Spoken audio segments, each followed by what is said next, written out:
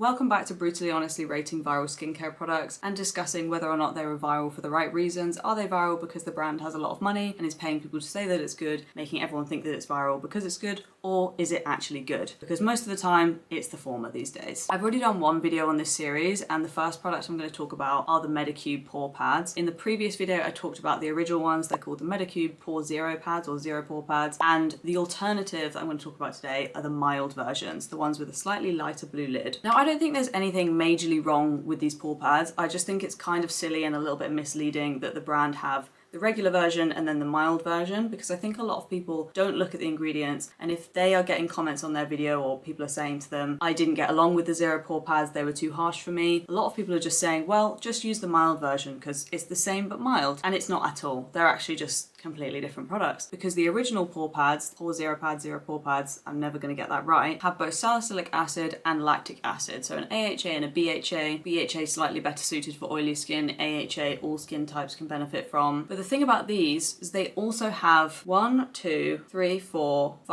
6 essential oils and limonene, so 7 fragrancing ingredients in the formula. And in my previous video, which I go into detail on this product if you want to know my opinion like in detail on that, I go into detail and I just say, in my opinion, and I know the pro fragrance brigade are going to come for me for this, a lot of people don't agree with my stances on fragrance. In my opinion, if you're going to exfoliate your skin with these pads which have salicylic and lactic acid, why would you at the same time where your skin is quite vulnerable, give it 7 fragrancing ingredients, known irritants for it to deal with, and hope that it comes out feeling good? Why would you do something to your skin that is actively making it vulnerable while you're exfoliating, and then at the same time give it a lot of irritants in the same formula just because it smells nice? It doesn't make any sense to me. That's one of the reasons why I don't really like using fragrance in any of my products, because I believe over time you can become sensitized to it and you get redness or perioral dermatitis, and people never connect up the dots. And it's just so easy in this day and age to avoid fragrance. I just think, why wouldn't we? Why wouldn't we avoid putting irritants on our skin? If we have this desire to have skin that looks a certain way, why would we put irritants on our face and think that it's going to help us get there? It doesn't make any sense to me. I'm willing to debate it in the comments. It just doesn't make any sense to me. So anyway, the alternative is the mild version, and it doesn't have any fragrance or essential oils, which is great, but it also doesn't have the chemical exfoliants that we see in the original. So it's kind of like comparing apples to oranges. And I think when it comes down to it, the Medicube Pore pads, the original and the mild version, even though the mild version uses PHA, gluconolactone, my favorite type of chemical exfoliant, it's a really expensive way of using that. So I would just save your money and use something like the Inky List PHA toner, which you can apply with your hands or a cotton pad, reusable cotton pad if you want to get basically the same effect. I just feel like when it comes to the toner pads, they're like 22, 23 pounds, whereas the Inky List PHA toner is like 8 pounds. And Superdrug make a dupe of it as well. So I kind of get it. If you like the Medicube original, that is a unique formulation to them. If you don't mind the essential oils, that's fine. I don't feel like that whole formula can be duped, but when it comes to the mild version of the toner pads, I just don't think it makes any sense, because you're not getting a mild version of the original. You're just getting a completely different product, and I don't think enough people realize that. Basically, just buy any toner pads without fragrance with PHA, or any toner with PHA in it without fragrance, of which there are many that cost a lot less than those toner pads. I just don't think it makes any sense. The second one is the Medicube, and this has a long name. Medicube PDRN Pink Collagen Volume Multi-Balm Stick with volufiline, PDRN, NAD, and collagen. Is that not just a product title stuffed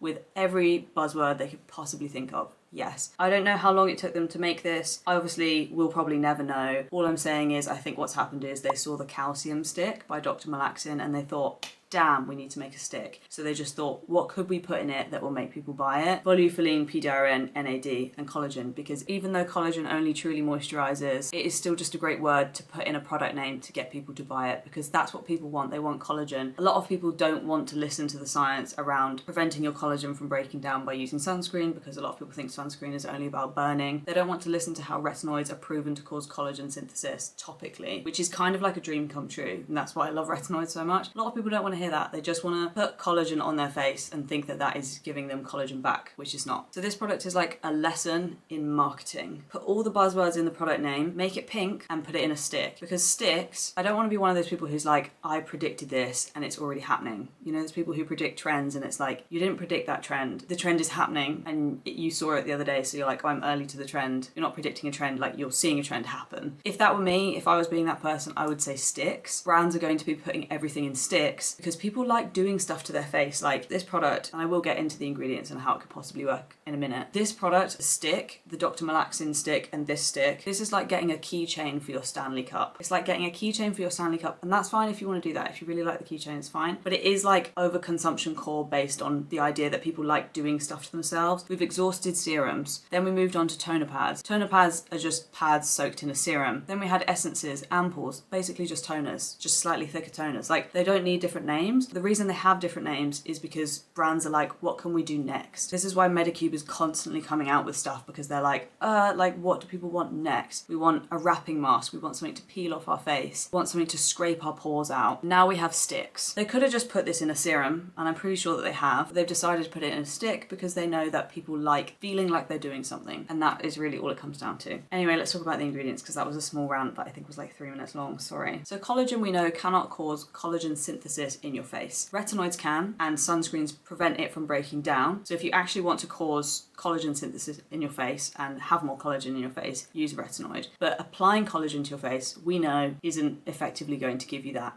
in any significant way. NAD. I'm not going to pretend like I'm an expert on NAD, but I did go to an event on Wednesday where there were 2 scientists who have PhDs in studying mitochondria, and they give their opinion on NAD, and they seemed incredibly knowledgeable to me, and I don't feel like any of our opinions could be more legitimate than theirs. They basically said the research for NAD isn't there. So I'm not going to pretend to you like I've done the research on NAD, because any research that those 2 scientists who endlessly talk about anti-aging and protecting your mitochondria, who know a lot about NAD, they felt that the research wasn't there. So, and we also have to remember, if you take a trending ingredient, whether or not it has research that is significant behind it, you cannot just put it in a stick, or you cannot just put it in a serum and apply it to your face and it have the same effect. So even if an oral supplement for NAD was proven highly effective, that doesn't automatically mean that putting it in a stick that you put on your face or in a cream that you put on your skin, it doesn't automatically have the same benefits. Most of the time it doesn't work at all. So that's collagen and NAD debunked, in my opinion. We then have PDRN. Again, PDRN is trending. I think a lot of people are wise to the PDRN trend. I think we've all learned that PDRN can be nice and hydrating, but it's not really going to have the same benefits as injecting into your face, for the obvious reason that it's not getting into the same layers. Also, a lot of the evidence for PDRN is about wound healing, and I think, am I going to be able to say this in a way that like feels like I got my point across? I think a lot of people are obsessed with the idea of rejuvenation, because they think that if their skin was perfectly rejuvenated, it would look how they want it to look, when in reality your genetic baseline might not even allow for that. So for example, say there was some magic serum, which there's not, but say that there was, and you could put rejuvenating serum on your under eyes, and your under eyes, you were effectively born with bad under eye genetics, just for the sake of being simple, and you had like crepey skin. I know I'm going to get questions on my under eyes. I do use a lot of eye creams, and I'll put them in the description box, but I will just say majority of it is genetics. I've never struggled with them. But say you had, your problem area was your under eyes. A lot of people think that if the skin there was rejuvenated, it would automatically look like flawless, but actually really aesthetically pleasing under eyes are maybe not even on the cards for you genetically. Maybe the wrinkles would be reduced, maybe any like bags would be reduced, but that might not be even in the cards. It's a bit like how people think that someone who has visible abs must be like the epitome of fitness and the epitome of health, when actually they might just not eat enough food. Sorry to talk about food, you should have done trigger warning, but do you see what I mean? I think people think, oh, if I could just have this salmon DNA on my under eyes will look how I want. Actually, there might be a slight improvement, but you might not actually be able to have the under eyes that you want, just because it's not in the cards for your genetic baseline. I hope that makes sense. And in my opinion, that's the same with PDRN, especially when it's applied topically. It's going to be even less effective than if it were injected. So yeah, I'm not the biggest fan of PDRN. Like, it's fine to be in a serum, and I think a lot of people will say stuff like, oh, well, I use a PDRN serum and I think it's really great. The problem is that, I promise I'm not trying to gaslight people who like it. I'm just saying, you could have a serum that has PDRN in it. It might also have niacinamide, it might also have centella, glycerin, other things, and you think that because it's called PDRN serum, that's the highlight ingredient. You think that that's the thing that's working. It might actually not be doing anything, and it might be like the niacinamide or any of the supporting ingredients. Often it's just like the base formula that happens to be hydrating, and the hydration makes your fine lines look plumped up.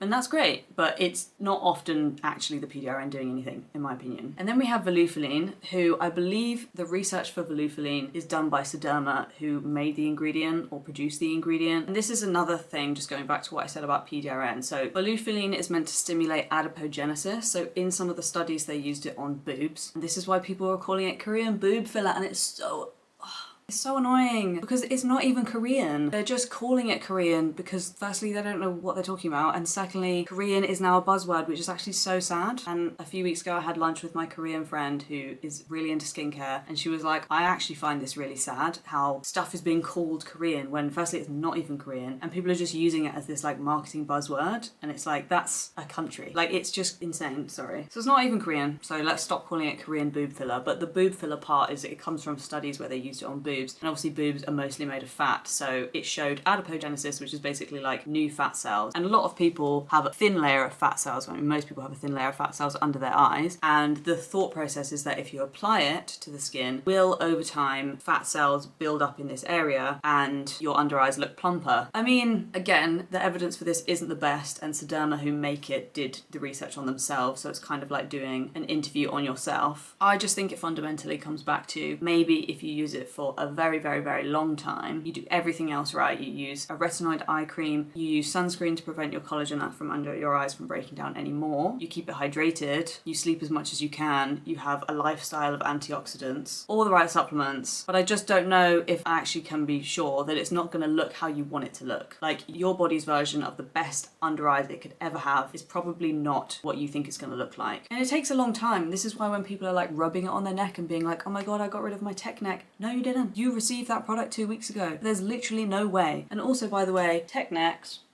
are like the lines caused on your neck by like existing and having a neck. You're not going to be able to get rid of that unless you stop moving your neck for the rest of your life.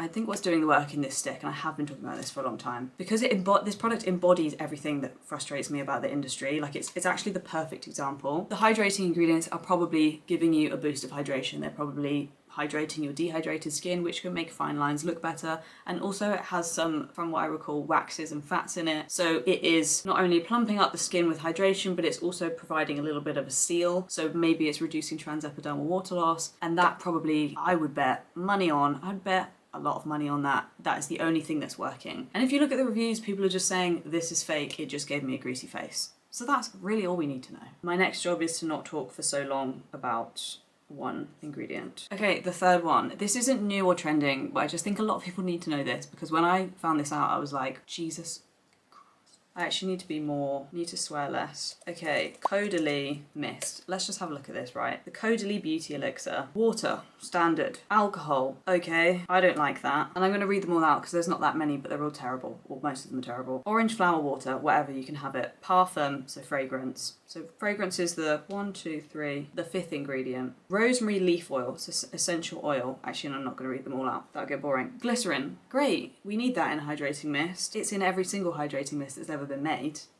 Peppermint oil, the thing that you take when you have a sore stomach.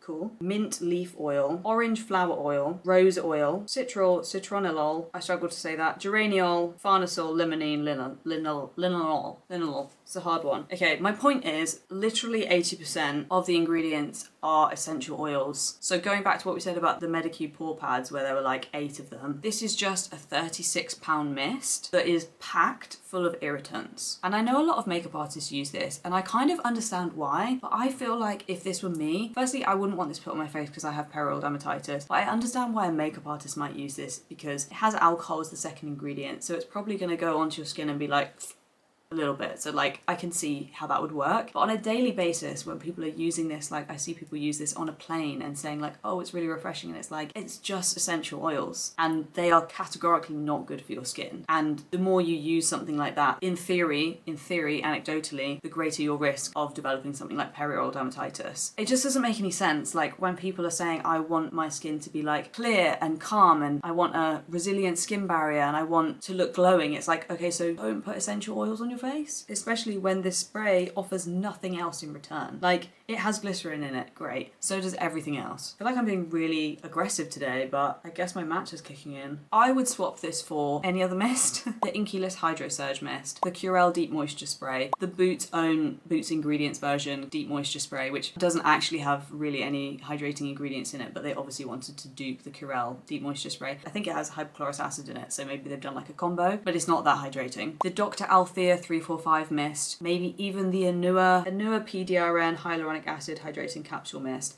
I have done a video on this on TikTok. I wouldn't use it because it has many oils in it that I'd just be like, yeah, no, not for my acne prone skin, thanks very much. I think acne prone skin can use oils. I don't want to use something with that many oils in it because I just think the likelihood is it's going to break me out, and I'm not in that desperate need of hydration anyway. But if you're not acne prone and you want something that's actually good for your skin, that is an amazing alternative. I think I just said the Dr. Althea 345 mist. Any of those mists have real benefits for the skin. They say things like PDRN. We know better than that being the active ingredient that's doing anything for us. It's typically all of the supporting ingredients, like for example glycerin. But the Caudalie Beauty Elixir Mist is honestly just, in my opinion, a very big con. You're paying £36 for something that is literally irritants in a bottle with next to nothing else, no real skincare benefits, really only skincare detriments. It's kind of crazy to me. I feel like it's like a social experiment. I do understand the makeup artist using it, but that's because it's for like your wedding day or you're a bridesmaid once this year. I really don't understand buying it and thinking that it's going to give you any kind of tangible benefit. All of the other mists, I think, varying degrees of marketing, but actually all do have hydrating properties with the potential to give you something good in return. This has been a long one, I feel. I do want to do more videos like this. All I need is for you to tell me which products I should talk about. I obviously am looking every day to see like what's being talked about, but it always helps if you have any in mind for me to talk about. Just comment them and I can like add them to my list, and then I'll be able to make the next video quicker because I do intend to keep this series going. So you let me know.